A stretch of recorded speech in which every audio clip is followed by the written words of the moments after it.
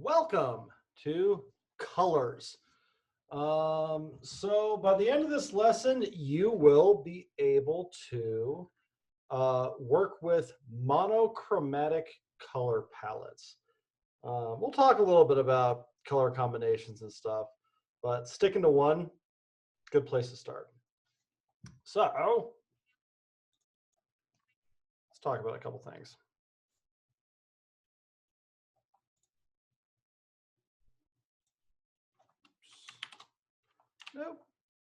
Nope, not what I wanted to do. Try that again. There we go.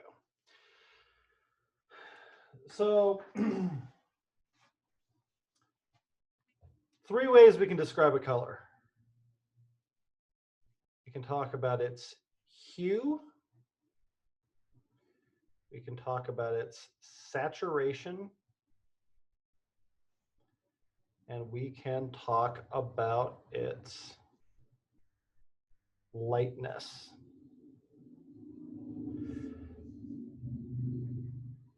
Sometimes this is called color family. So this is things like red, blue, purple, orangish, cyan. Those are all hues. Saturation, that's our intensity.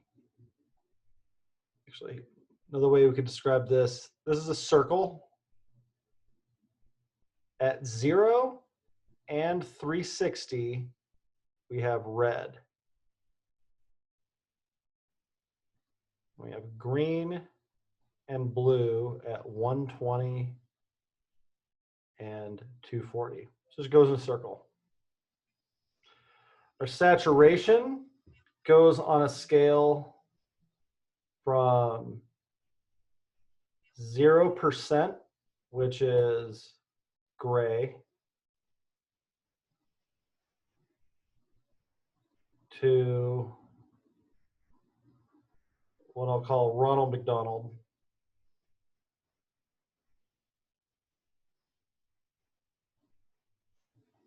At 100%. Lightness is 0% is black,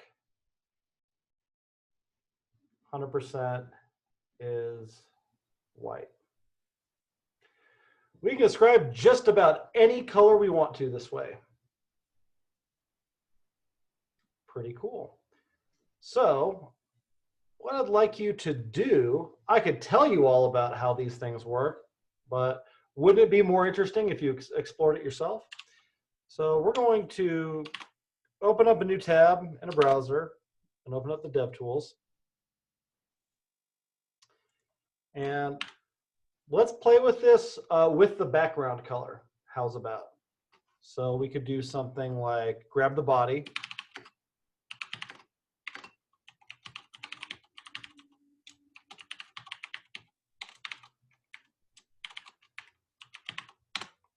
Like that. Body.style.background color. And we can set it equal to HSL. And let's set it to 0, 50%, 50%, like that. Oh, come on, Kyle. I did it like I wouldn't CSS. It's gonna be a string.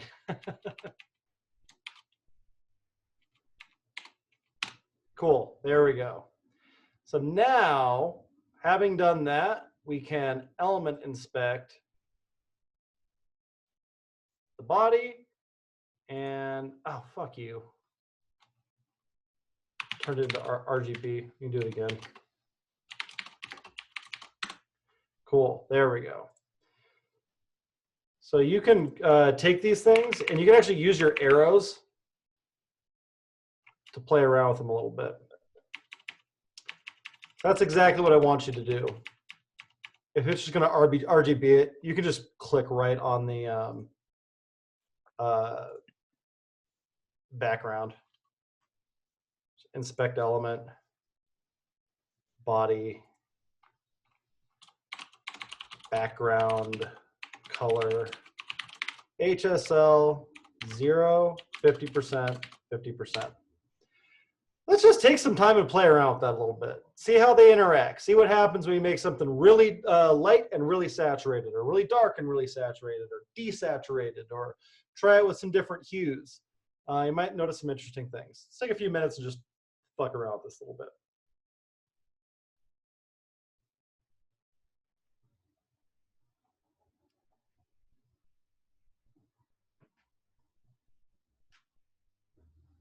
See if you can challenge yourself to make different colors. Maybe colors you see in your room.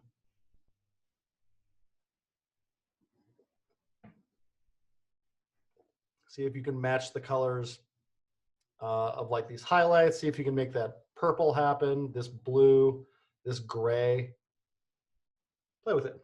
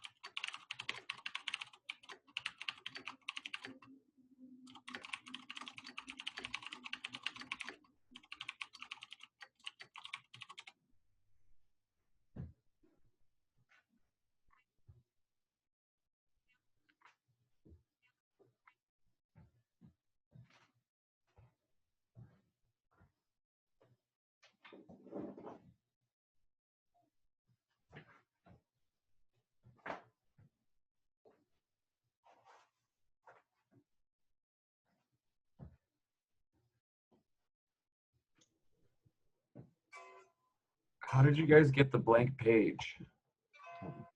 Oh, just open up. I have my browser set to not show anything on new tabs. If you want to get rid of everything else, you can open up your element inspector and then just delete shit too, like that. Okay.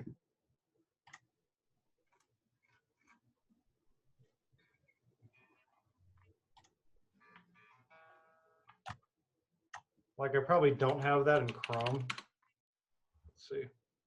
Yeah, so I have all this shit in Chrome.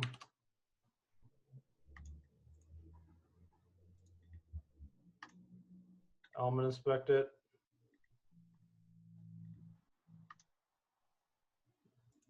Just start deleting stuff.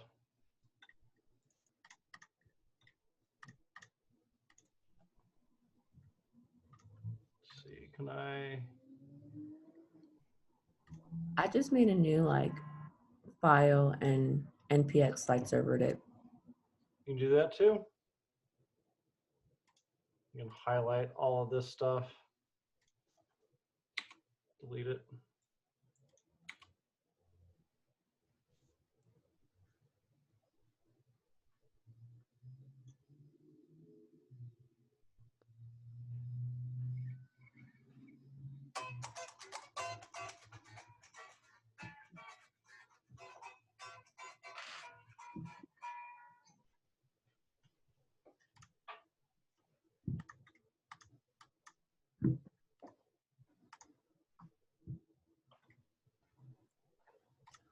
All right.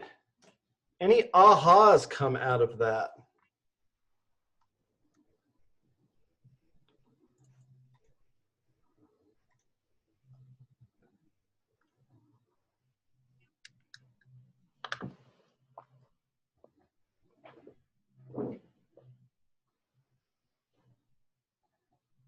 Anything you noticed?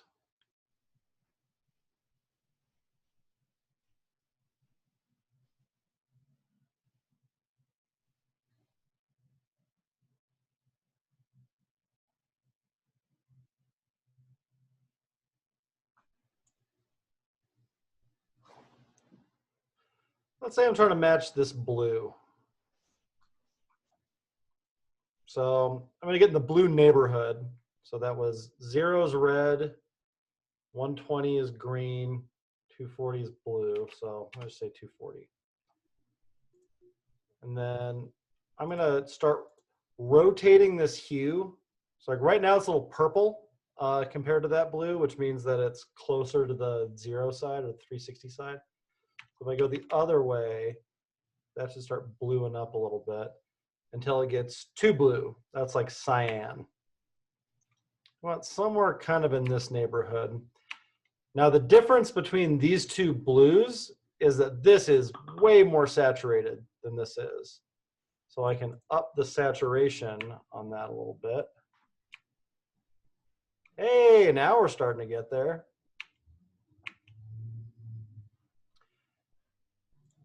And let's see what happens if we make it a little bit lighter. Starts to get kind of airy.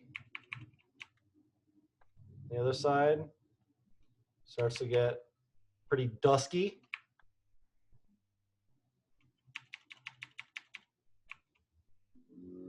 So that's a pretty dang close match. That's how that works.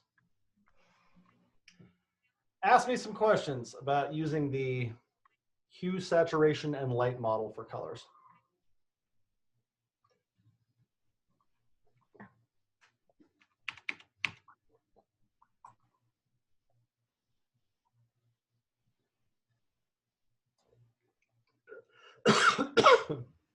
So if you're working on a monochromatic palette, would you just pick your hue and light and then manipulate the saturation as you go?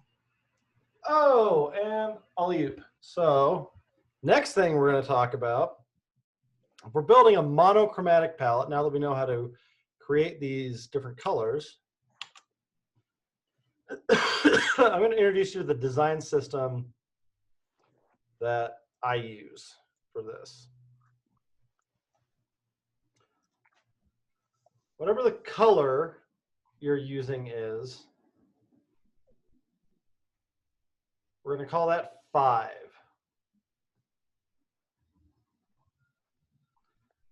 And we're going to have 1. And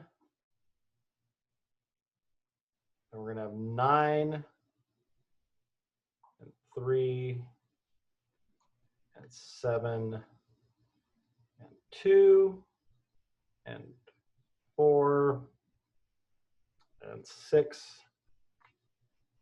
and 8. So for our color, we want to have ranging from darkest to lightest. We'll call this the base. We want 9 different shades of that color. So as a good guideline, this should be like a button background. This should be like body text. This should be a light color wash. All right, so what do I mean by that? Well, let's take a look. All right, so let's say we use this as our base color. Yeah, that'll work pretty good for a button. So I'm gonna write this down. got 213, 86%, 49%.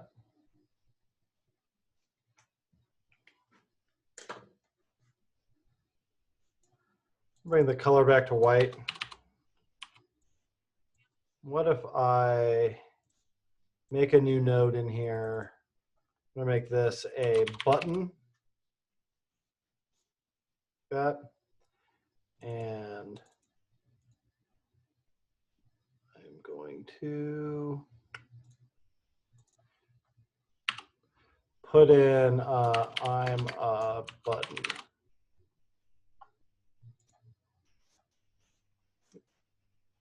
All right, okay, so I got this button up here.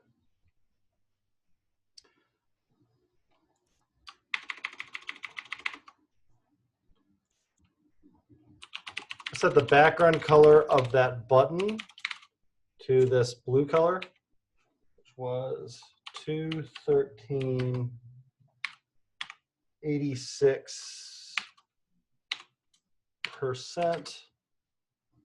49%. All right, cool. Now, oh, goodness gracious, button looks like shit. So this gaudy looking thing is called the border. So we can get rid of that with border none. All right, a little bit better.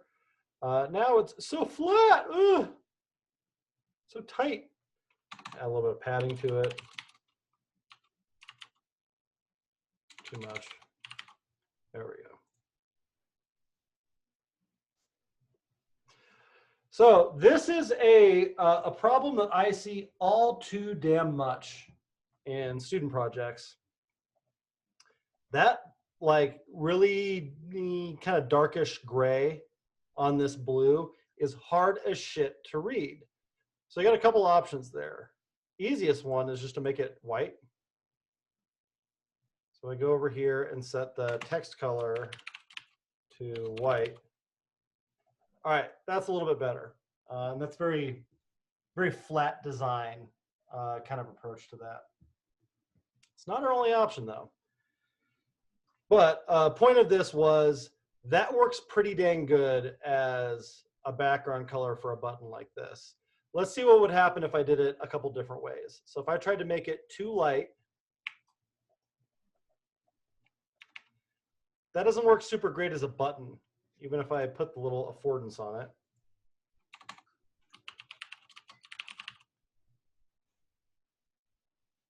Very hard to tell that that's supposed to be a button. What if I go the other way?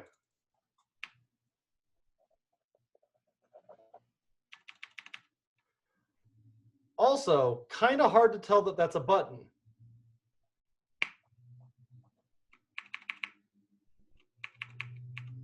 Ah, just right. So that's what I mean by like your base color should be like pretty good for a button background on like an otherwise white backdrop. Questions about the thing that I just did?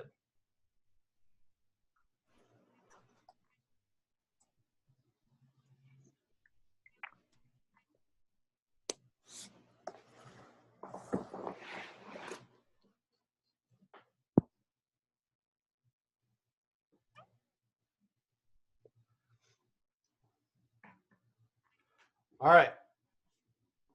Let's talk about other side of the spectrum, body text. Say I add another node on here. Make it a p tag. I'm going to grab some lorem ipsum.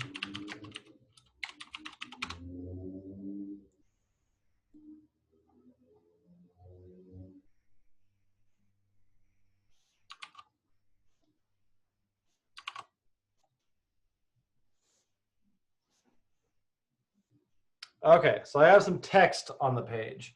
By default, in most browsers, that's either pure black or something kind of like it. Now, if I made the color of that text our like baseline, 213, 86%, 49%. Cool. That looks like shit. Find me a website on the internet that uses colored text for like body copy like that.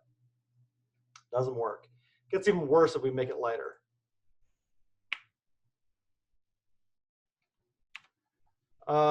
Jen, I don't think that's going to pass AA accessibility. Not at all. So if we go the other direction, though, well, that looks almost black. It's not, though. Look at it. It's this color. It's a pretty saturated amount of this color. I don't know if that comes through on the zoom. Let me go with a little bit, just a little bit more lightness.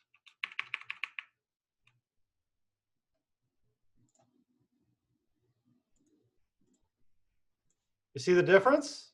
That's the blue one. That's the black one. What does that effect do?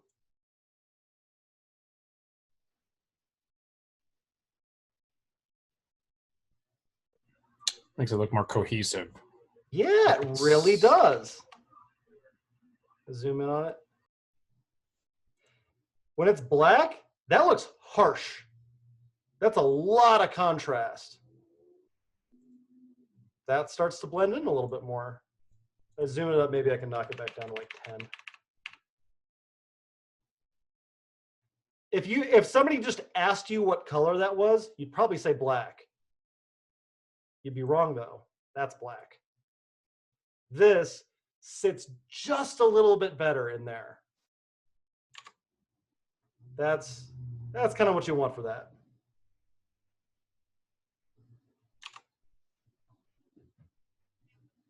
Questions?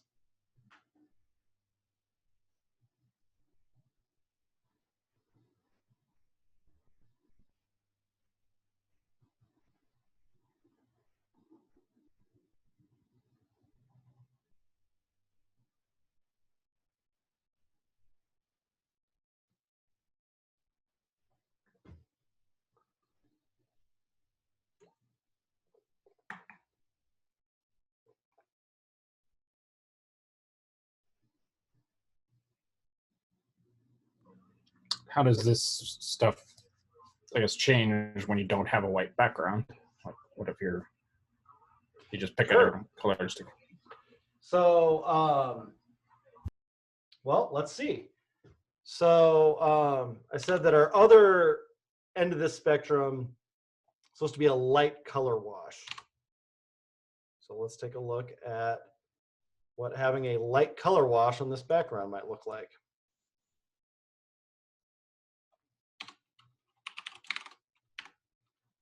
This is 213,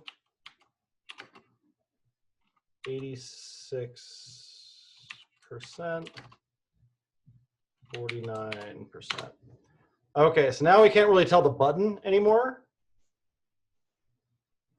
And oh boy, does our contrast fall apart if we darken it. But if I lighten it, if I go the other direction, look at that. Check out that. How cool is that?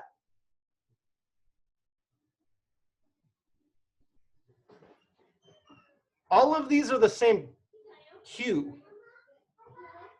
And look how nicely they all sit together. Especially if I go back to the black and white.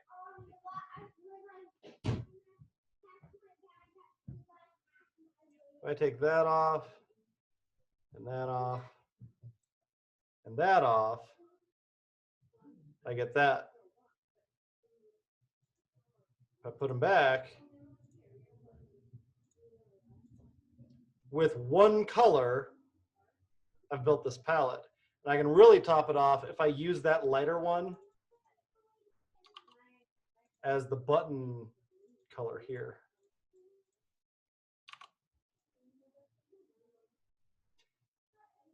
That's what it looked like with the default. That's not white, That's our color wash.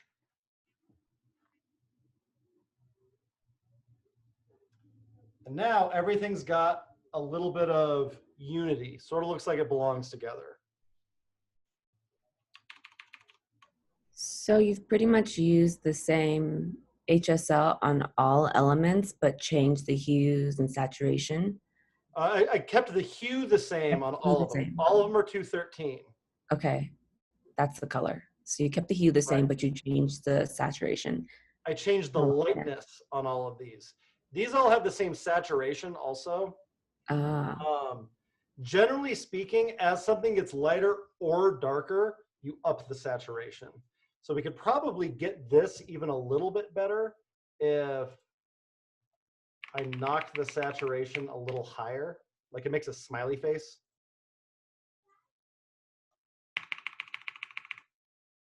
Because as things get lighter and darker, it gets harder to tell what the original hue was. And so you compensate for that with increasing the saturation. Those make a smiley face around whatever your baseline is. Your hue, you can also rotate your hue just a little bit in either direction for kind of similar reasons, but I wouldn't worry too much about it. If you keep the hue the same, you'll be in the right ballpark. All we did was change the lightness from 95%, 51, 10%.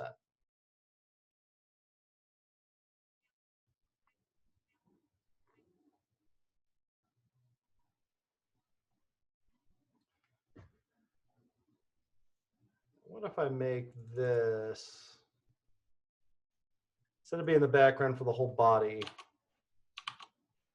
make it the background for the paragraph.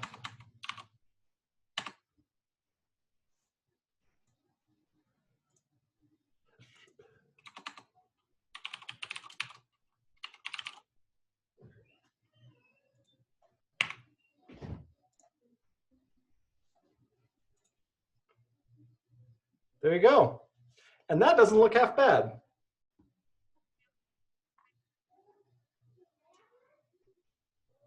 That's monochromatic color palettes.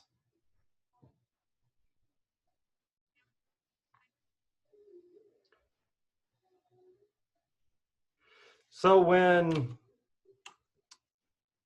I mentioned I wanted to have 9 of these. These are like your benchmarks. You start here, and then you try to find 3. 3 should be evenly between 1 and 5. 7 should be evenly between 5 and 9. Give it your best shot. You can start with just whatever the mathematical, like in between from the lightness is, the fine starting place. You might have to tweak it a little bit.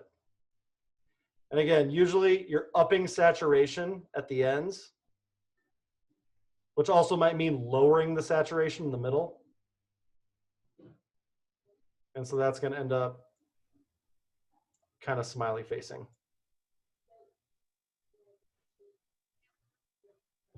Once you have that, try to get 2 is the middle of 1 and 3. 4 is the middle of 3 and 5. You generally don't get it right the first time. You'll have to like tweak all of them a little bit as you're going. But goal is to have 9 shades that you can work with. And then as you're reaching for a color for something, you go, cool. How about this one? Too dark. Lighter, lighter, too light. That's that one.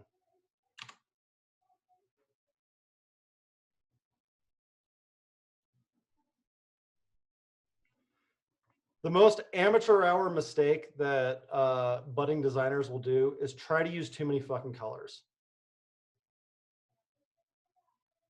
There's value in having like big palettes, but don't reach for that when just playing with the shade of a single color. You can do so much with that. And it's a lot harder to fuck up.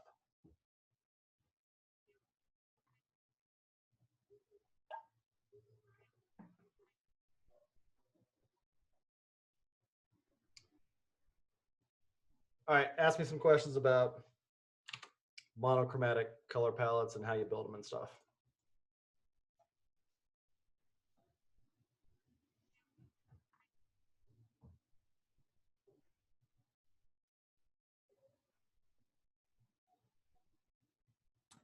This is sort of unrelated, but I struggle a lot with my monitor kind of sucks.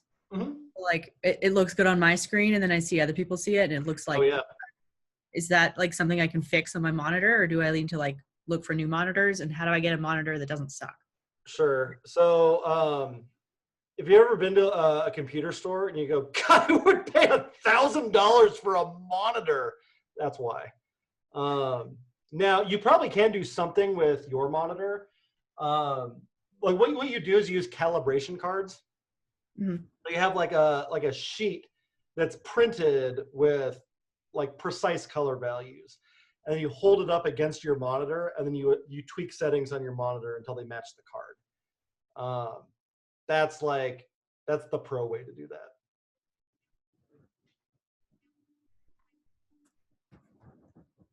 But yeah, having color accurate monitors is rough. Another thing you might keep in mind too is the concept of gamuts.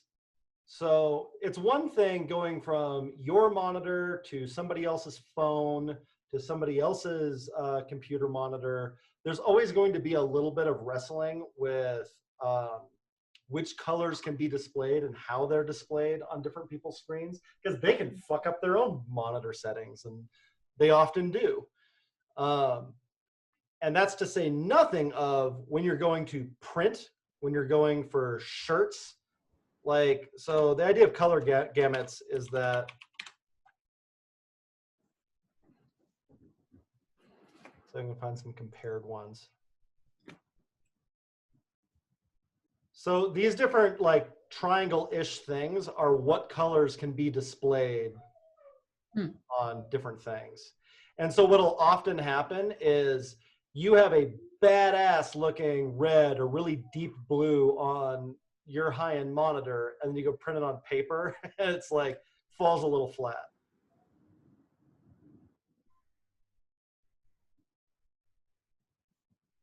So another thing to be aware of. There's iPhone.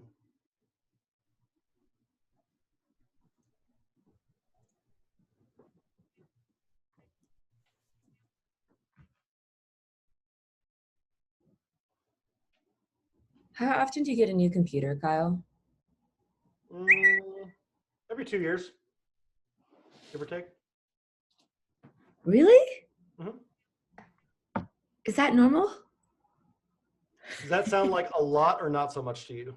Sounds like a lot. Oh, for a programmer, these are your tools, man. Like, Oh, you want the sharpest tools you can get. So, yeah, probably every 2 years. I already feel like I'm running out of space. You can. It's probably like trending a little bit less often now because we're getting a lot fewer like revolutionary jumps in like how fast computers are one generation to the next. That's slowing down a little bit. Or at least like it's slowing down like how useful it is to stay at the front of that curve. But yeah, probably 2 years or so. Another thing to keep in mind is like it's weird if you get a job and they don't give you a computer for the job.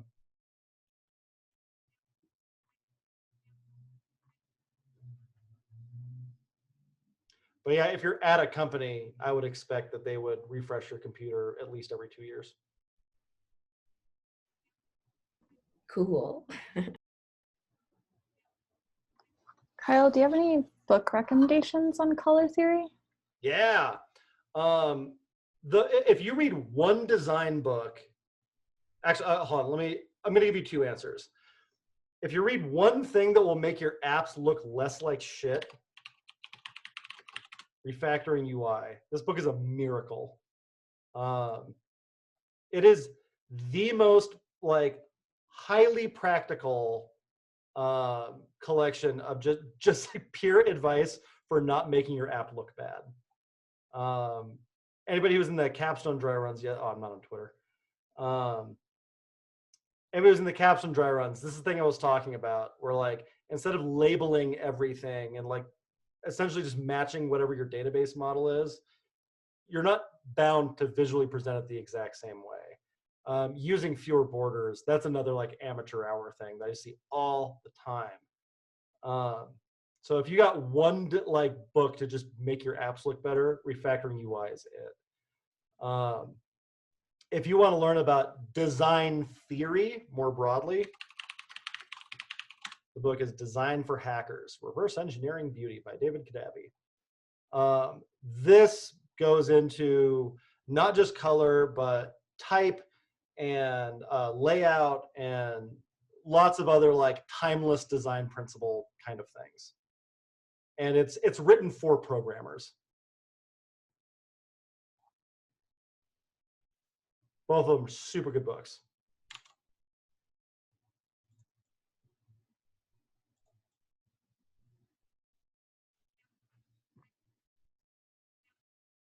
Are there any colors that are like generally no-nos other than Ronald McDonald red? So I wouldn't say there's any that are like outright off limits, but related to color theory is like color perception theory. So some ideas in this is associating colors with like particular moods, that kind of thing. So we tend to associate blue with stability, calm. We associate red with danger, excitement. Tend to associate yellow with impulse and hunger. So you see like excitement and impulse. That's why like 90% of fast food logos are red and yellow. Green we associate with money. Also environment.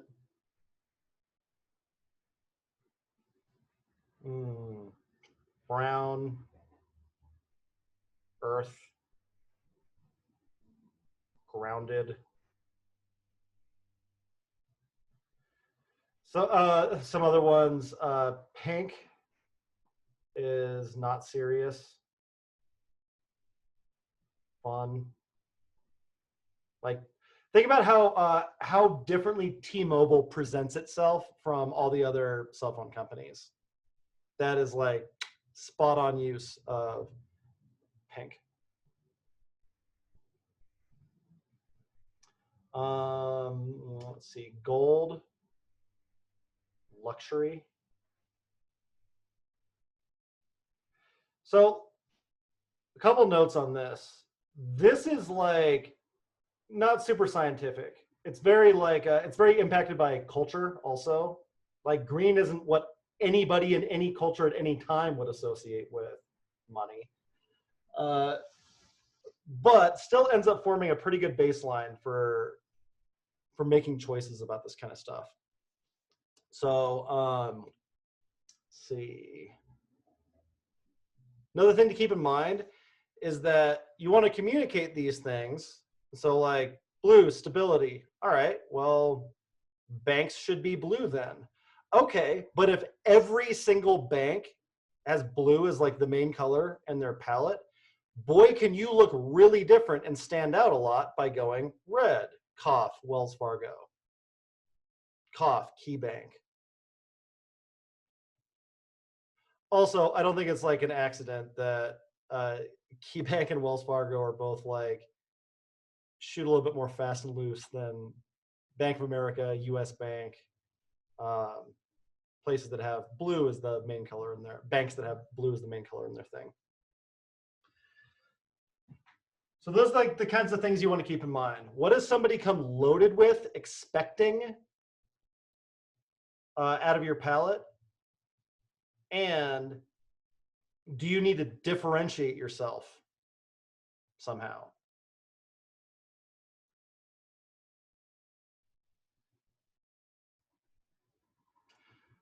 Those of you who've done like really brutal palettes and like your slide decks and stuff or your apps for capstones. I don't know why this is an instinct for like 90% of students, but you get these like black headers with all black bodies with just little like shocks of color and stuff on them. And it's like, it's an app for kids. And so you want it to match someone's expectations. This goes with all the design elements. Your typography. You want your typography to be kind of fun too. It's not about picking your favorite colors or picking your favorite font. It's about using all of the tools available to you to communicate something. So like, whenever somebody does like a really dark ass background, tries to go for like a dark mode kind of look for their thing, I always tell them, find me somebody else that's making a product kind of like this that does that. Because most of the time, like those really like harsh black backgrounds, it's like MySpace and stuff. It's music or rock and roll or like that kind of thing. That's who really like reaches for these reversed color palettes and like white text on black backgrounds. Like if you did that for a news site, you'd be like, cool, when's the show, man? So we look at like New York Times.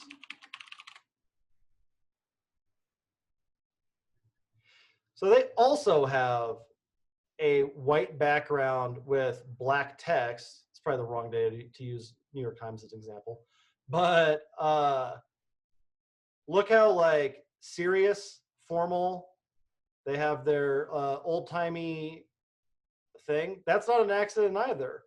New York Times has been around over 100 years, and they want you to know it.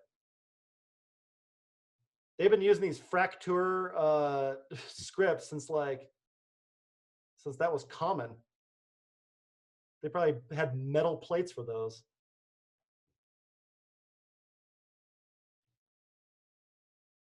Okay, another thing I want to call your attention to on this, take a look at the colors on this page. So they've got reds and blues on here. I have black, asterisks. Take a look at how many different blacks there are on here. So we've got like probably a pretty close to pure black for this title. That's not the same color. When I hover over this, it kind of goes gray. That's not the same color. That's a little bit darker than this is. We got that gray versus that gray. We've got this source. It's a really, really light gray. So actually, there's probably like 8 different grays on this page. So with just these little splashes of color and otherwise black and white, you can create so much depth. So my cheat code recommendation for that, do this exact same thing with blacks and grays. And then rely on that more than you rely on size to make things seem more important or less important. We don't have to make the source, I mean, it's a little bit smaller than everything else, but it's honestly not that important. You don't want your eye to go there. You want to be able to find it if you want to see what the source was, but otherwise your attention should be here. So we can use that light gray to push that into the background. And we can use these darker colors to draw your eye there and create some contrast with these lighter colors here. If you blur your eyes, you can tell what's important and what's not on the page. That's your goal.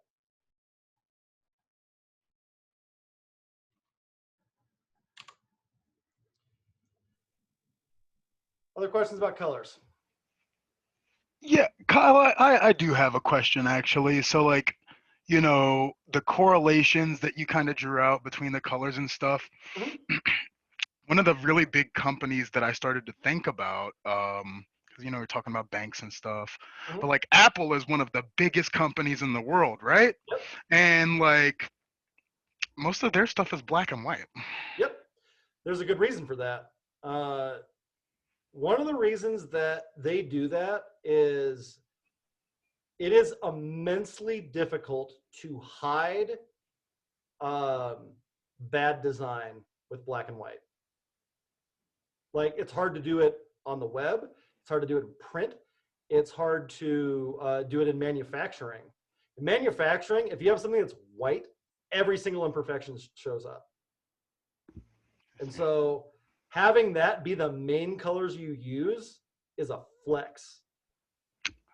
Ah, okay. So it's the company that takes design super seriously. But still, let's check this out. That's not black. That's not even the same gray that this thing is. That's even a darker color than this is. Hey, look at that. We got a couple different things there.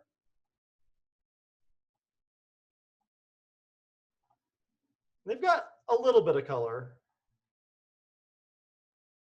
Yeah, part of the idea is that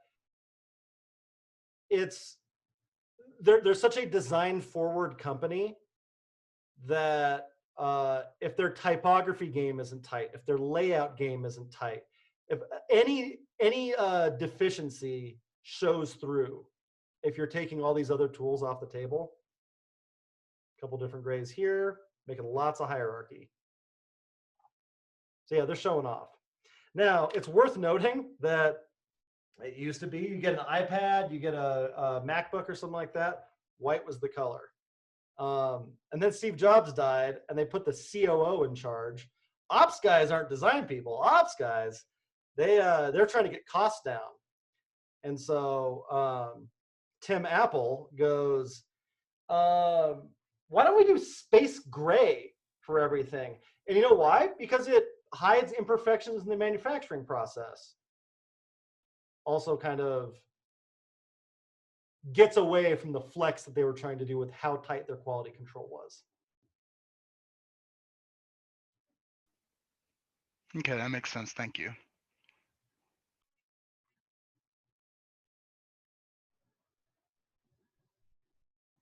Other questions about colors?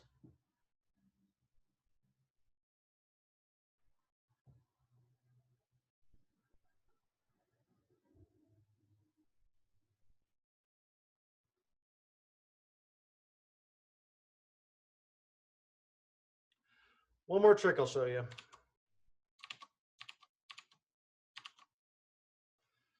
Okay, so we can do buttons like this. We can also, let's see, do the same, 51 and 95. 51, 95.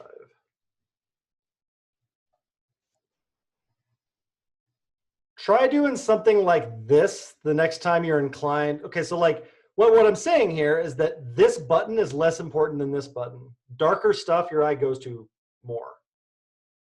So that looks more important than that does. That's good. Like, we have primary actions, we have secondary actions. And we can use these kinds of things to create that depth. So alternatively, I would be saying something like, cool, it's black. That looks like it doesn't belong.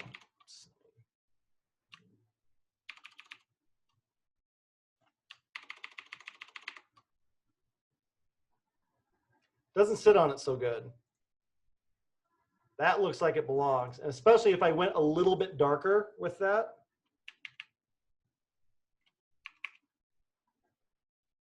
That's 30%. Now those look like they belong together. Ah.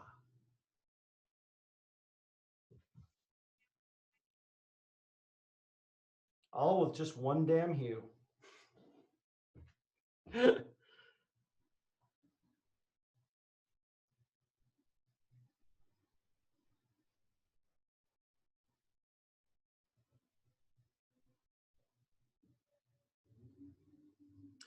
So my practical advice for making your app not look like shit. Find a color that communicates what you're trying to communicate. And like, this isn't a time to be super creative. Look at what other people with similar kinds of things. Like, good design isn't about being weird. It's not art. You're not trying to communicate something. You're trying to match someone's expectation. They go, oh, cool, so this is for kids. Oh, so this is fun. Oh, this is metal. You want it to meet someone where they are. So figure out what that is going to be for your app. Come up with a palette. Nine shades of that you can use for different things. Then do the same thing for grays. If that's all you had, you could do some pretty cool shit that like looks like you hired a pro designer for it.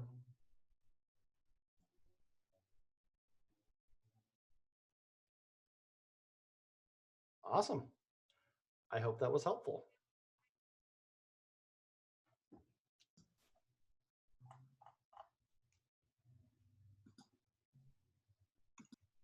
Thank you. Cheers. Thank you.